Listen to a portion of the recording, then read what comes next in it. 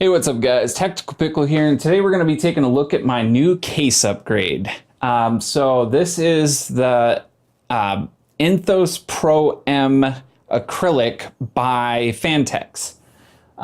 It's the, I believe it's called titanium green. I don't know how well it's going to show up, but it's actually like a really, really dark gray green look. It's pretty cool.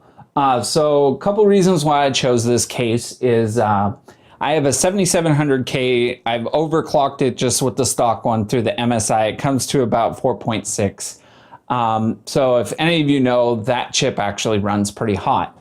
The case that I have back here is kind of garbage when it comes to airflow. I actually had to modify the front of it, add a couple fans to, better my airflow. Still runs pretty hot. So I chose this one because it comes with two 140 millimeter fans pre-installed. It has a lot of ventilation openings. You got a huge opening on the top of the case. On the front here, you can see, hopefully, right here, you have a large opening, mesh opening here for air to get in, as well as you can actually, it's a big enough case it's designed for water cooling, which I plan to do here in the very near future. Another couple really cool features about this case is it's all toolless. Well, actually, it's not really all toolless, but it's toolless. So like this front panel here actually just pops off. Hopefully I can do it without bopping myself in the face, but this pops off here. I'm gonna turn it around. So as you can see, you got the 140 millimeter fan right here pre-installed. I don't know what the RPM range is on it, but hopefully, given the opening on the front, it'll be able to pull in quite a bit of cool air to cool my PC down. The front here, it's actually set up so that it's large enough to support two 140 millimeter fans and three 120 millimeter fans, as well as a very large radiator. I believe 360 millimeter, but don't quote me on that. I haven't fully checked up on that yet, but I will when I get towards the water cooling range, though I will probably mount my radiator on the top. I'll do a little more research on it, but to me that makes more sense since you're cooling your CPU with it. You're going to want to expel the hot air out of your case. So with mounting your CPU on the front, or excuse me, your radiator on the front, yeah, you'll be pulling in cool air to blow through here, but you're also blowing all that hot air into your case to pull, so then your GPU is going to pull from the same hot air.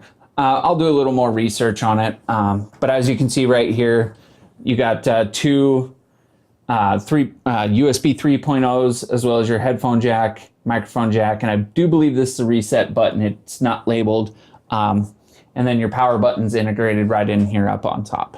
So another cool feature on the front panel here, I did watch video reviews on the previous generation of this case. And one thing that they complained about was on the front here, they have a mesh screen that was actually integrated into the front panel. And some people were cutting it out because it reduced airflow. But on the new iteration of the case, it's actually removable. So some people, you can keep it in there. It'll keep the dust out of your computer. You can remove it, not have to worry. It's also got screws along here, so you can actually, if you really wanted to, you can remove this entire front grate, which is kind of cool. So I'm just going to leave that in here for now and get all that back together. All right, so pop that back on, easy, just like that. So talking back to the side, so this acrylic panel, I decided to go with the acrylic version. They do offer a tempered glass version. However, it's about $50 more than the acrylic version. So this came out to, I believe it was on sale for $79.99 through Amazon. I got it for, I believe, about 86 and change shipped. And I believe the tempered glass one is about 129 around that area. So it's about $50 more. I couldn't really justify the 50 extra bucks for just a tempered glass versus plastic. I mean, once it's all put together, I don't plan on taking it on and off very often. So you ain't really gonna be able to tell the difference there in YouTube land. So saves me 50 bucks that I can use towards other things, which hopefully my next upgrade coming soon is actually going to be a water cooling system that I'll do a separate video on, which is pretty cool. But there's little things about this case that I really like that they did attention to detail. Another issue people had about the previous version is the side panel. They said it was a pain in the butt to get on and off by yourself. So I can't speak to the old case, whether or not this is an improvement or not, but they do have now, it seems as though the rubber, they're standoffs. And here, there's large holes where it mounts, and there's actually rubber grommets around each one of the mounting holes. So now it's easy enough to do by yourself. You can just put it on there just like that, and then do your 4 screws. So it's pretty easy to do by yourself. So I'm gonna go ahead and pull this off. As we get into the guts of the case, so another cool feature that I really like was the integrated PSU shroud here. Has a bunch of ventilation ports up here, so you could actually mount some fans on the bottom here. Right here is a panel for, you can actually mount a reservoir. So this is all open, so there's no obstruction to your fans in the front of the case. Right here is your where your disk drive would go. Some people, they don't even build their computers with them anymore. So that actually can be removed by just a couple of screws and it's out of the way. You got rubber grommets all around where a lot of your, even right here, which is really cool. That's gonna be really cool for a future video that I'm excited to do. You got your 140 millimeter fan back here, can be dropped down to 120. Another really cool feature is right up here, normally where you would mount your fans or a radiator. So right up here, it actually has 5 screws hold it in place, but they have a bracket right here that slides out. So here, this is the bracket that you would mount your fans on, radiator, making it a lot easier instead of having to fiddle with it all through here. And then, this just slides right back into place like this. It's a new case, so it's still a little gummy, but all in all, a really nice addition. So you don't have to fiddle with it. Once you remove this, you can have 3 120 millimeter fans, or a fairly large radiator up there. And then it's just secured in place by these 2 screws and then 3 on the back if you want. And then up on top has a large opening. This is actually metallic, a magnetic screen that goes over the top up here. There is also mesh up here, but this is also another dust cover. Probably remove that, not a big issue. So you got all your power and everything from the front of the case here. Right here is actually a mounting bracket for a SSD, or I do believe they have things where you can mount a controller box for, like, say, NZXT's Hue system. It's cut out right here, so even though this is a PSU shroud, you will be able to see, like the logo on the side of your PSU. If it has one, you have the option to mount your PSU either fan up or fan down, which is kind of cool. On the backside here, as you can see, it's the case seems like it's a lot wider, which is nice. It'll give you more room if you have like a really tall cooler like I do in there now. Right here you have a mounting place for a reservoir inside the case if you're doing liquid cooling. So right here, as you can see, it's designed so that you can put your PSU either fan up or fan down, which is kind of cool. And then they have the removable dust filter for your PSU. And then that just pops right back into place. And then let's go ahead and swap it over here. I went ahead and removed the screws already. And move that out of the way. Another really cool feature that I wanted to talk about that I saw is it's just a little touch. I mean, they have a little rubber, I guess a little rubber washer on their case screws right here, which I thought was a pretty cool touch. You know, it stops you from marring up the finish on your case with those screws. So here's the back side. So right here we have two mounting locations for SSDs. They do include one bracket, which kind of sucks because I have two SSDs, but only one bracket. So I might either purchase a new one, or given the simplicity of this bracket, I might actually design one on the computer and 3D print it, because I do have my own 3D printer, which is very helpful in situations like this. Seems like a fairly simple, easy bracket to design. It should be no problem to 3D print it. And given that I already have one, I can take the measurements off it and should be no problem. Another really cool feature about this case is there's a wide opening here behind your motherboard, so there's plenty of clearance for all the different styles of you know, coolers that they have out on the market. So there's plenty of access for any back plates and stuff that they have. It does have integrated cable management system here, which is really nice. They have these Velcro strips that you can run your cables through and manage them all through here. And then down here is where you would store your hard drives, just your regular 3.5-inch hard drives here.